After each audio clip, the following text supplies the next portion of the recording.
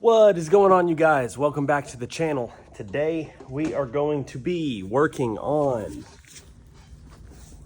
the front subframe. This is pretty dirty, could probably use being repainted, so that's kind of the goal for today, is get the subframe cleaned, prepped, painted, and then I'll be able to go back and put back on the control arms, the spindles, suspension, all of that stuff afterwards. And then I think it'll finally be ready to go back into the car. There's not going to be a whole lot that happens with the suspension right now. Pretty much just kind of the subframe. This is the most difficult part to take out. So I want to get this cleaned up real nice before it goes back into the car. But this should be pretty quick to be able to get cleaned up. I'm just so ready to have this done so that finally the engine and everything can start going back into the car. So let's get right to this, and once this thing's cleaned up a little bit, I will show you guys what we are doing next with it.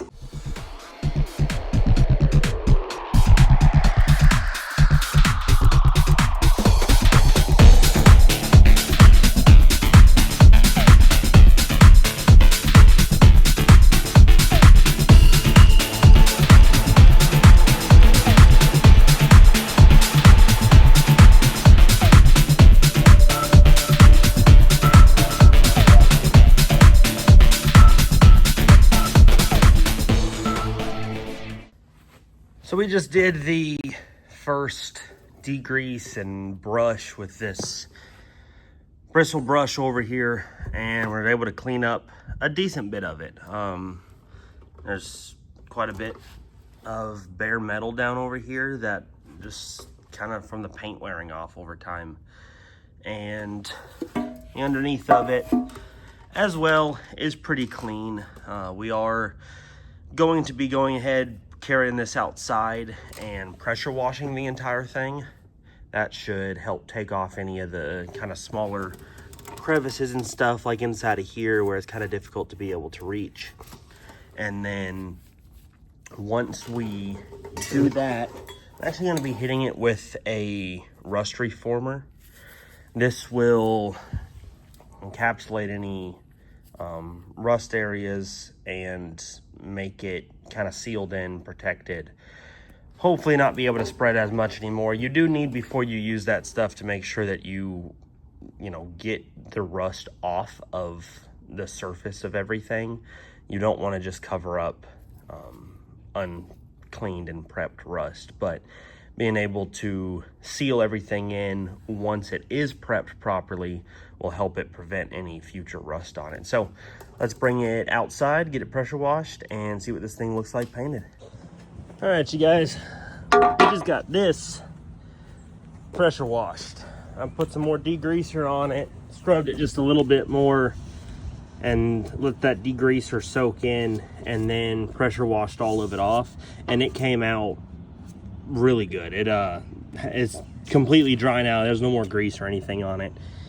There, just from the pressure washing and stuff, there's a little bit of just residual water kind of sitting in a couple of little cracks and stuff. I've tried to blow it off with the air gun, but we are going to let it sit outside for just a little bit. Try to let any little bit of water on any spots before I paint it hopefully evaporate off. And I'm going to be using this high heat paint that I've got in here. This stuff, it's actually Connor's, which if you guys have not been watching his channel, go check it out. If I can figure out how to link his channel, I will. If not, it's VJ Rummel. So go check that out if you have not. But this is some paint that he had. He told me I could use if I needed. So we're going to be putting that on the front subframe.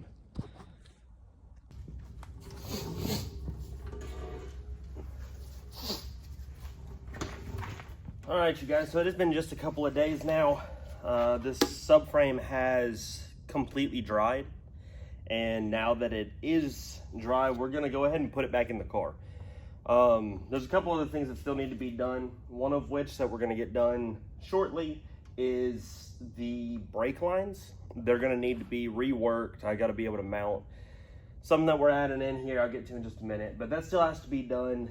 And a couple other things put back in the bay before we can put the engine and transmission back in, but I can get this put in place, quite honestly, so I've got a place to be able to kind of sit while I'm working inside of here. And it also will give us the ability to mount our new power steering rack as part of this whole assemble everything in the bay as best we can before we have to put it all back together. So let's get right to it.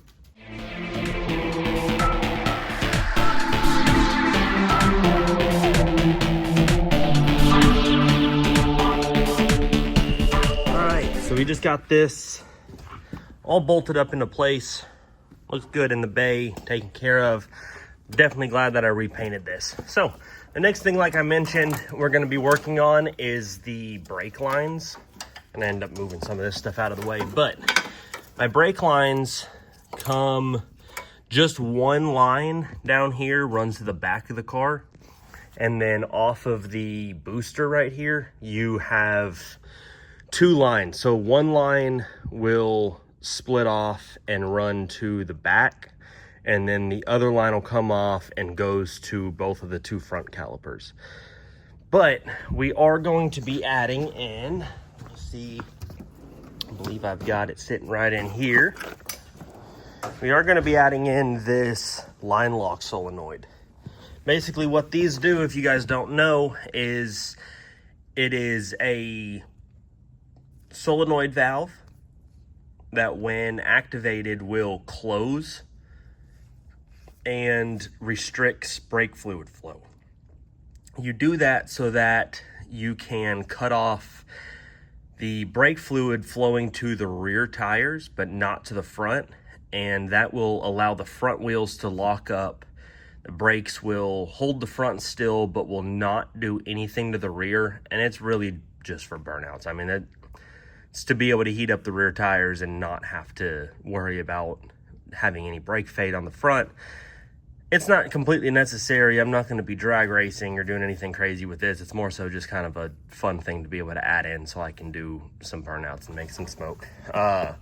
But we are going to be mounting that in here. I'm going to see kind of where it'll fit. I'm not completely sure if I'll be able to get it tucked back inside of here. If I can tuck it where it'll just fit right up inside of that, I think it would be great. If not, I may end up mounting it just off to the side one way or another.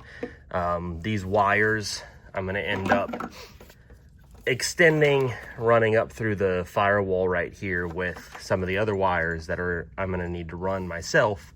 But this stuff is going to be going in. I've got these original brake lines still that I kept.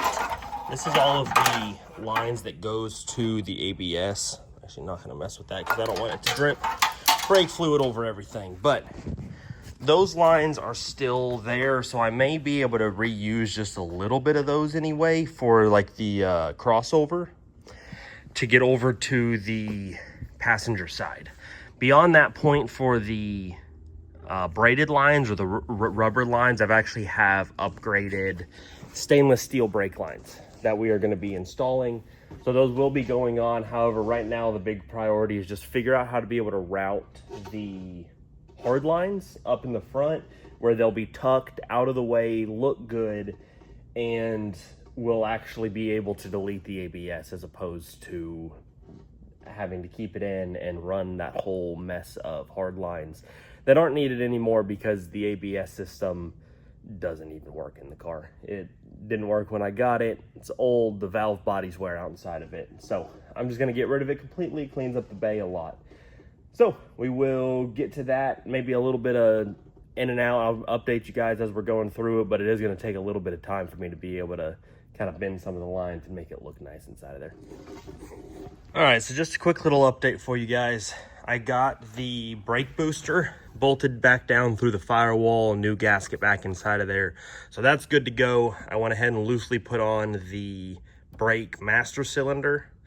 I do wish I could get a new one of these reservoirs. However, from what I've seen, they are extremely expensive for being just a plastic reservoir. Just since they're not made, they're rare to find in you know, brand new condition. So we will be sticking with the old yellow one for the time being. But I did also grab the crossover brake line for the front. There's a couple of lines and stuff in the way, but this should tuck up against this firewall and run back down through the fender where it needs to be. This is bent up and out of the way because I kind of bent it up when I was pulling it all out. I'm going to end up needing to cut off back here anyway to be able to run to the T that I've got to add in. So that will be cut back and flared further back on the line.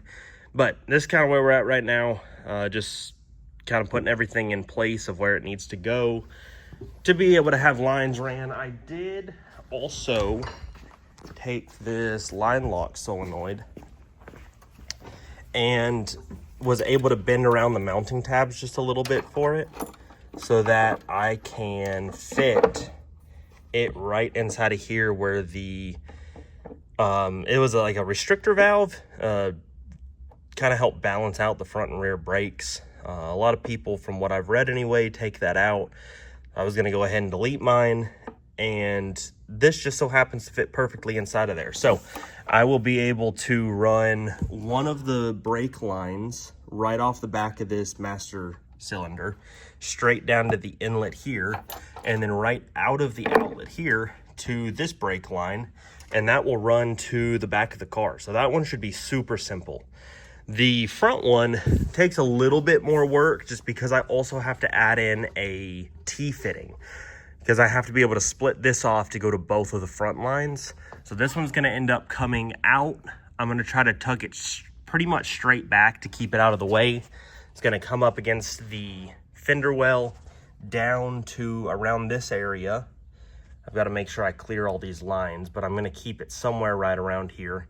And then I'll tee off, and one side will run over here to the passenger side. The other side of the tee will run straight through this hole, and then we will be right up to the braided lines. So little bit of time because BMW uses all bubble flares. However, this is a standard flare, as well as the tee that I got is also standard flare. So I'm going to have to kind of make it work, have a couple different flare types depending on what fitting I have. But we do have all the tubing benders and flaring tools and everything to be able to get that in here. Just going to take a little bit of time. Just wanted to update you guys right here, and I'll get back to you once we got a little bit more done. We just got this first brake line bent and the ends put on. So this is actually one of the factory brake lines that was on the car. I'm just reusing as much of the stuff as I can. And I was actually able to keep this bubble flare on that they use. However, the union that I need down here is a traditional flare. So I did have this little adapter. I cut off the bubble flare that was factory on here and added my own. And this I'm going to drill and riv nut to the fender right here. And once I do that, I'll be able to add my second line that will go through the opening right here. That'll be a pretty short line. And then the other side is actually going to be this line right here. It's the factory line that ran all the way across. We are going to be bending this to come up from underneath and to tie into that. It is just a little bit of a up angle from this back side. However, when you look at it from the front, it actually bends at a hard 90, another 90, and then that third 90 tucks it back up and along this back. So I may end up bending it just a little bit back to get it to sit a little bit straighter back here, but the most ideal thing was to make sure that it looked good from this angle, since you won't really be able to see anything down inside of there. But all that I needed to be able to do that was this brake line tubing bender. It's just a hand operated one. It can do up to 90 degrees. And then I use this Harbor Freight flaring tool. Some cutters I've got and a little bit of oil to make sure that this stuff doesn't grab. I'll show you guys how to use this in case you guys haven't ever done it. Because if you do it wrong, you do risk making the flare not the proper size, or potentially tearing the tubing. But that first line is done. I will get back to you guys here in just a minute when I start flaring the next set of tubing so you guys can check it out. Okay, so we got this next line ready to go. I have cut and bent this how it needs to be bent to be able to fit up into the union on the car. So we are going to be grabbing our next piece that we need. Brake line fittings, and these fittings do fit on the car. This flare that we need is going to the inverted flare that came on the union. So that's the style that we're going to be making with this. We have got our clamp, our flaring tool, and then I've got up here as well, I may have to find this piece because, oh, there it is. This is your tool for the depth of the brake line when it goes into the flaring tool. So you want this to be as flat as possible across the top, and then this size, and this is 3/16 line. It has several different adapters in this little kit. You slip this into the end of the line. You will then stick the tubing into the clamp, and you want that amount of tubing, the alignment tool's amount of tubing, sticking out of the top of it. So you can kind of squeeze all of it together. Once you've got it set right where you have that amount of tubing out of the top, you can tighten down both sides of your clamp. Then you will take your flaring tool and go right up over the top of it. You will tighten this down. I could have ran this one down quite a bit further before I started, however, it's fine. So you run it down until the point of your flaring tool is inside of the brake line. I am going to push this out of the way. I should have done this on top of the bench, but it's a little bit of a mess up here right now, so I did not. You will slowly turn this flaring tool down. You don't want to clamp this too tight, and you also do want to use the alignment tool.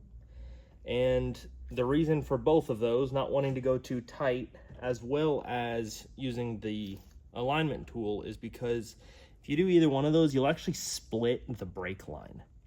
So if you do that, it'll leak, you can't use it, you've got to cut a piece off and reflare it. And usually you can get away with doing that one time. However, if you do it multiple times, your brake line may end up being too short, and then you have to do an entire new piece of brake line. So as you can see, this fitting right here is now flared.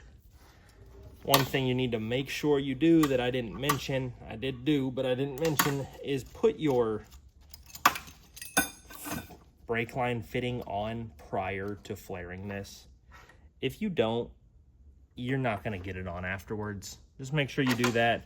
Once you're back here, you can kind of check it, and it lines up pretty even with the inside diameter of the flare on the fitting itself. So I will wipe this stuff down, go ahead and go test fit it on the car and make sure it all lines up there. Head on to the next line. All right, you guys, this video is kind of jumping all over the place. I was thinking I was going to get just a couple of things done, got kind of held up waiting on a couple of fittings. So I went ahead and put in the power steering rack and the steering column and did all of that modification as you guys just saw. So I'm getting back to the brake lines again. It was going to be in separate videos, but it ended up knocking it all kind of out at once just because of how parts were showing up and stuff. But I did just get the union that I needed. It's just a line union inverted flare, and I got that because this line that comes off here to run to the back of the car is down here and is going to mate up with this brake line that runs to the back. But the existing brake line from the back was not long enough to reach all the way up to the master cylinder. And this hard line runs all the way to the back of the car and actually splits at the rear subframe. So I did not want to have to run an entire new hard line. So instead, we're going to add this union in probably right about here, just kind of right in the middle of it. And that should give us the ability to not have to do that, be able to run this brake line. If we ever have to pull this stuff apart, it'll be super easy, very serviceable. Then the one last thing we're still waiting on is these fittings here for the line lock solenoid. So that will not be done probably even in this video. You guys kind of know what's going on from my explanation of that. I'm going to get this other union installed and see what we're looking like then.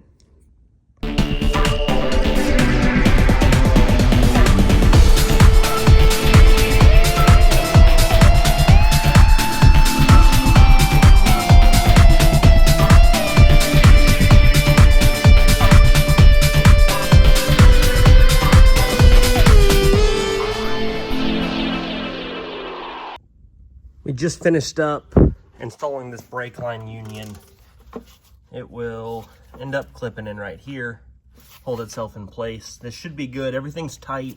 The lines feel secure inside of there. I won't know 100% that those flares are fully seated and not leaking until I'm able to actually pressurize the brake system. And I'm a little ways down the road from being able to do that. So this should be good. We will end up testing it later, but that is complete. I think the last thing that we're going to try to get done in this video is going to be going ahead and reinstalling the suspension on the front. And I did end up taking out the steering rack while I was doing that brake line because it did end up being a little bit easier to not have to try to work around it. So that is taken out again. Luckily, it is easy to pull in and out. So I'll probably keep it out until I'm able to get that one last brake line over here done. But we can go ahead and throw this stuff back in the car now and see what it starts looking like as more stuff starts getting bolted up.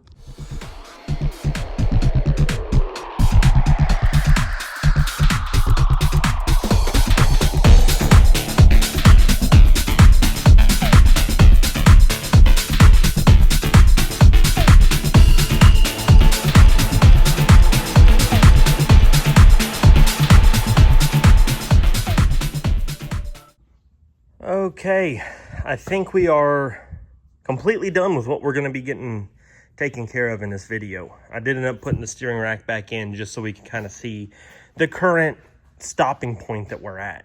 So, today we got the subframe in, the steering rack in, the steering column modified and installed. We got this brake line modified. We got this second brake line done mostly. Just waiting on a couple more fittings for the line lock. And then we got the front control arms and strut housings and everything. All the, basically the front suspension parts all put back in. And guys, this is finally starting to look like a car again. I have been putting a lot of work into this. This has been, at this point, a couple of months of work to be able to get this thing back to this point. It was a pretty quick process pulling it all apart. It was a pretty slow process trying to get everything painted, everything prepped, just ready to go back together. And now that we're starting to put everything back in the car, it is starting to come along pretty quickly. We're starting to make pretty good progress on it. And I'm really happy to be able to see this stuff start going back in the car and looking good while it's doing it. Not everything is completely refreshed. I mean, if you guys saw, the suspension stuff is still a little bit dirty. There will be a future overhaul on some of the rest of the car, but for time's sake and for what I'm trying to do right now, I really wanted to prioritize the engine bay and eventually the interior. So some of the other stuff is going to be just okay for the time being. It's still fully functioning. It's just not cleaned up, repainted, all of that stuff. Because I kind of want to do all the suspension together when I do that rather than just doing the front half. So it's easy enough to pull out that I figured I'd keep that there. As we're starting to see this, I got the engine sitting here and I've been looking at it. Starting to see all of this ready and just about time to go back in the car. We've got a couple of fuel lines we need to get prepped. We need to get that brake line finished. But after that, we're pretty much going to be at a point that we can put the engine back in the car. And we're still going to have a lot of work, but the engine being in will let me start routing all of the electrical harness stuff where it needs to go. It will let me start plumbing up some of the other stuff that I know I'm going to have to make some brackets for a couple of things since we did shave the bay. However, I would so much rather get the engine in and make sure that where I make sense and just fits where it needs to. So this will be continued on in the next video, and I'm not exactly sure what all will get done next. We may end up putting the engine back in the car, but I wanted to make sure I got a decent little chunk of stuff done and prepped for the engine to go back in. We've also got a couple more things getting painted, like I mentioned, with the exhaust and that stuff being able to be put on the engine. So we've got a lot of really cool stuff that's going to make this car look like it's finally starting to come back together, like really starting to come back together and being able to be ran again. So I really appreciate it if you guys have stuck this far in the video. I hope you guys did enjoy it. Make sure to drop a comment below if you guys have any suggestions for anything you would like to see me do with this car before it's back on the road. If not, I will see you guys in the next one.